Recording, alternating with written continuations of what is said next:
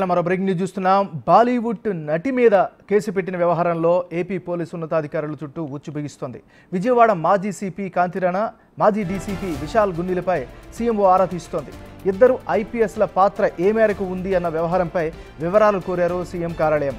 వారికి సంజాయిషీ నోటీసులు జారీ చేయాలని ఉన్నతాధికారులు భావిస్తున్నారు. ముంబైలో నమోదైన కేసు వివరాలను సేకరించే పనిలో నిమగ్నమయ్యారు ఏపీ పోలీసులు.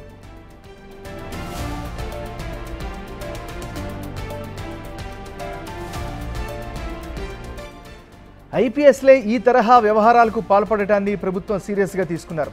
వైసీపీ నేత కుక్కల విద్యాసాగర్, మాజీ సలహాదారు సజ్జల పాత్రపై ఆరా తీస్తున్నారు పోలీసులు. 2024 ఫిబ్రవరి 2వ తారీఖున బాలీవుడ్ నటిని, ఆమె కుటుంబంపై కేసు పెట్టి ఐపీఎస్లు వేధించినట్లు తెలుస్తోంది.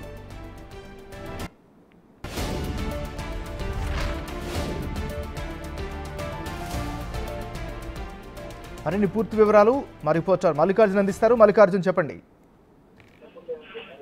నాగరాజు, ఏదైతే ఉందో ఇబ్రహీంపట్నంలో ఫిబ్రవరి 2వ తేదీన కూడా బాలీవుడ్ నటి అలాగే ఆమె కుటుంబంపై కూడా కేసు అనేది నమోదవడం జరిగింది. కేసు వెనకాల కూడా ఐపీఎస్ ఆఫీసర్ల హస్తం ఉందంటూ కూడా తెలుస్తున్న పరిస్థితి కూడా కనిపిస్తుంది. అప్పుడున్న ప్రభుత్వానికి సంబంధించి గత ప్రభుత్వంలో కీలకంగా వ్యవహరించిన సజ్జల రామకృష్ణారెడ్డి ఈ వ్యవహారాన్ని కూడా నడిపించినట్టు కూడా చెప్తున్న పరిస్థితి కూడా కనిపిస్తా ఉంది. ఎవరైతే ఉన్నారో వైసీపీ తరఫు నుంచి 2014లో పెనమలూరు నుంచి పోటీ చేసిన ఎవరైతే విద్యాసాగర్ ఉన్నారో ఆ విద్యాసాగర్ ఎవరైతే బాలీవుడ్ నటి ఉన్నారో ఆ నటి మోసం చేసినట్టు కూడా కేసు అనేది నమోదవడం జరిగింది. తర్వాత ఈ కేసు సంబంధించి రిమాండ్ కూడా తరలించడం జరిగింది. 14 రోజుల తర్వాత ఆ నటి ఆ ఫ్యామిలీ మొత్తానికి కూడా ఈ బెయిల్ కూడా ఒకటి ఇవ్వడం జరిగింది. బెయిల్ ఇచ్చిన తర్వాత వాళ్ళ దగ్గర నుంచి కూడా కొన్ని సంతకాలు అనేది తీసుకున్నట్టు కూడా తెలుస్తా ఉంది. ఆ ఎవరైతే వైసీపీ నేత ఎవరైతే చెప్తా ఉన్నారో విద్యాసాగర్ సంబంధించి ప్రేమ వ్యవహారంలోనే ఈ వ్యవహారంతో నడిచినట్టు కూడా తెలుస్తా ఉంది. బాలీవుడ్ నటిని పెళ్లి చేసుకుంటానంటూ కూడా ముందు చెప్పినట్టు కూడా తెలుస్తా ఉంది. తర్వాత ఆ నటి తన పెళ్లి చేసుకోవాలంటూ కూడా ఒత్తిడి పెంచిన నేపథ్యంలో ఈ వ్యవహారం మొత్తాన్ని కూడా సజ్జల రామకృష్ణారెడ్డి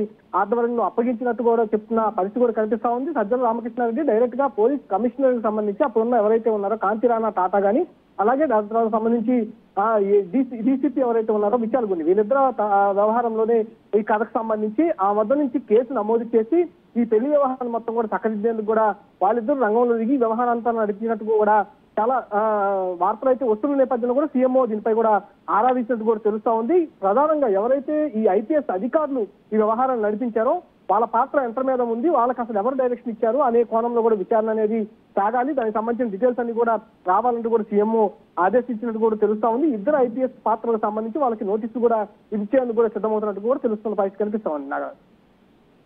థ్యాంక్ యూ మల్లికార్జున్.